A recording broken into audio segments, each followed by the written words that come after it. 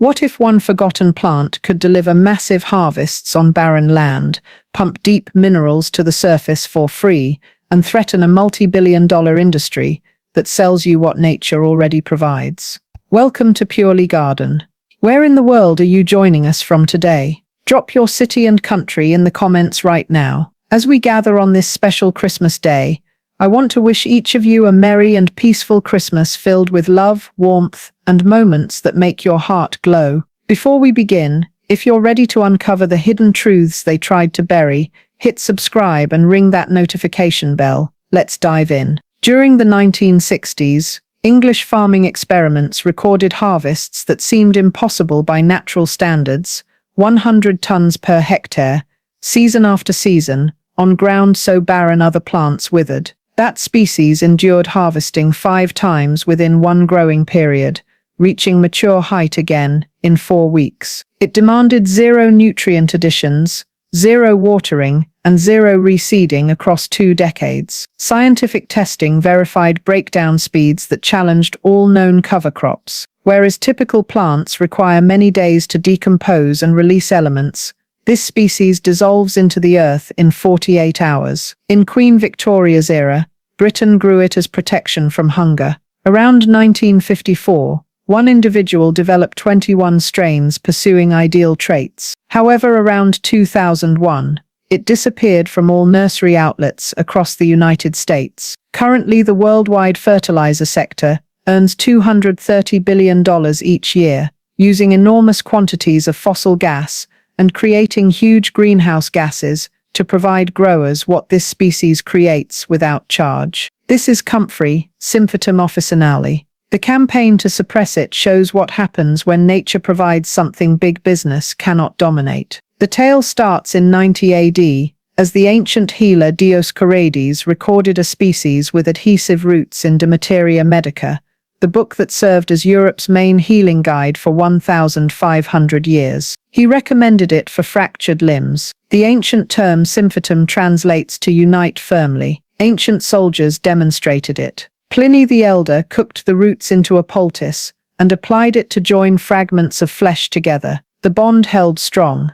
Across 2 millennia, Europeans named it knitbone. Yet in 1845, one individual uncovered its true power. It had no connection to healing. Henry Doubleday was an impoverished Quaker in Essex as the Great Irish Blight hit. 1 million people died from hunger as he watched powerless. He had tried creating carbohydrate powder, later making adhesive for mailing labels. Each venture failed, yet visions of famine stayed with him. During the 1850s, seeking another adhesive source, he corresponded with the chief horticulturist at the imperial residence in St. Petersburg, asking for a particular Siberian type of comfrey. Yet destiny intervened. The specimens he received were not authentic Siberian comfrey. They were an unintended hybrid, a first-generation cross displaying hybrid vigor neither parent showed. Doubleday had accidentally discovered something extraordinary. The crossed specimens generated harvests nobody had seen before,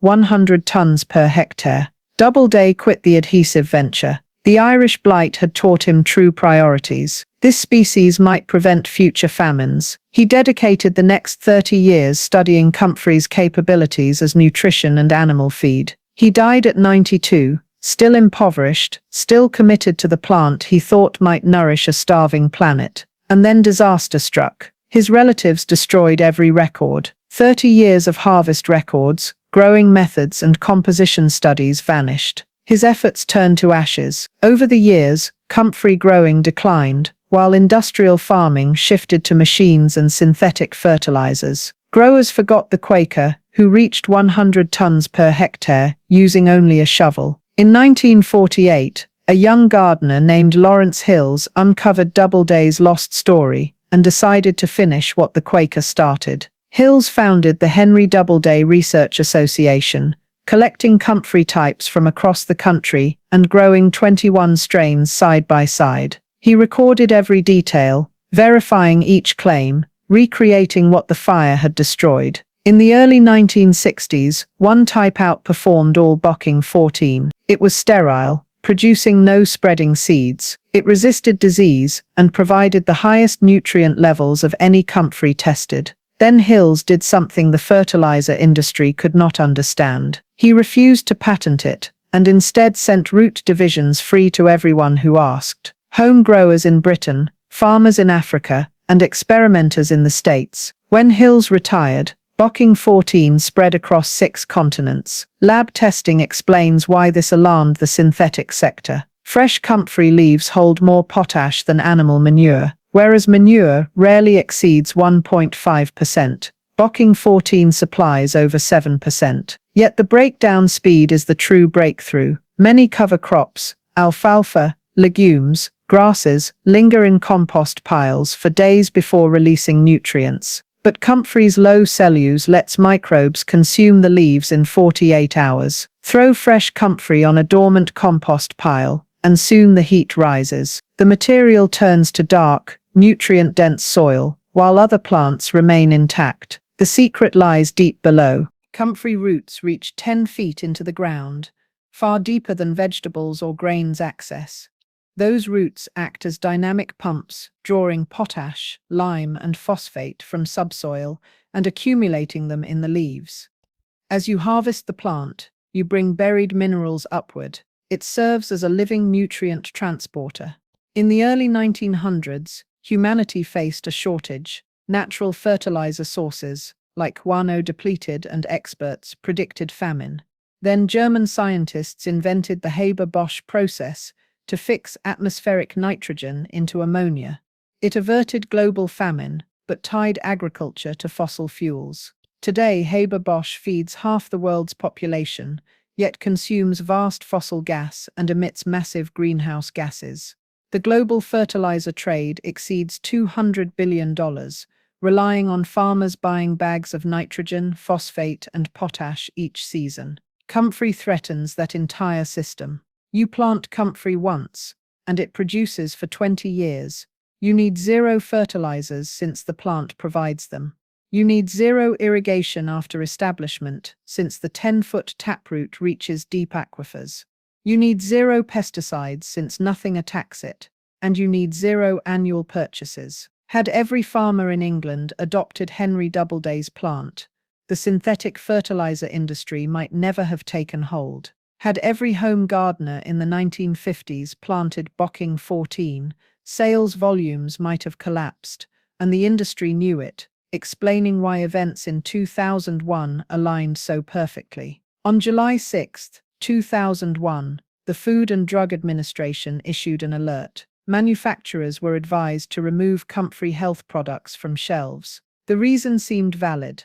Comfrey roots contain pyrrolizidine alkaloids, compounds that can harm livers if ingested in high amounts over long periods. The FDA banned internal use products, tablets, teas, and capsules. Yet media reports omitted that distinction. Nurseries saw the word poisonous and stopped carrying comfrey entirely. Sellers refused to stock it. The public heard liver damage and assumed the plant dangerous to handle or grow. No one explained that using comfrey as fertilizer poses no human risk. No one explained that soil microbes degrade the alkaloids rapidly. The result was exact. Comfrey vanished from mainstream gardening within 5 years. The plant Lawrence Hills spent 40 years promoting disappeared. The timing merits attention. In 2001, fossil gas prices rose. The fertilizer sector consolidated into giants, companies whose business model depends on farmer dependence.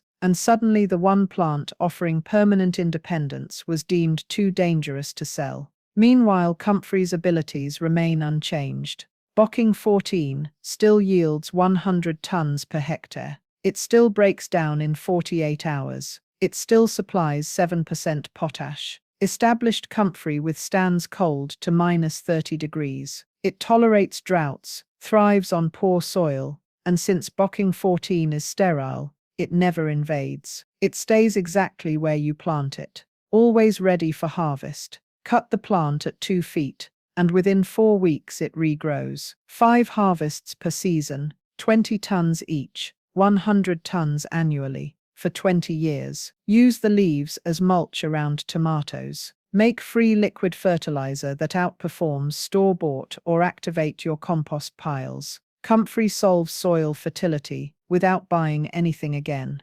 Between 1845 and 2001, three forces tried to erase comfrey. History burned Henry Doubleday's records. Industrial farming eliminated demand for perennial plants, and regulatory confusion removed it from nurseries. Yet none altered the facts. The fertilizer industry earns billions selling products you must buy annually. Fossil fuel companies profit as agriculture feeds their factories. That entire system depends on you forgetting that fertility can be grown, not purchased. Comfrey cannot be patented. It cannot be genetically modified to require annual repurchase, and it cannot be controlled since it propagates from one root cutting. Lawrence Hills knew this. That's why he gave it away free. He understood that for comfrey to survive, it needed widespread sharing and resistance to ownership. Walk any permaculture plot today, and you'll find it. The people who grow it know that 100 tons per hectare costs nothing when the plant lasts 20 years.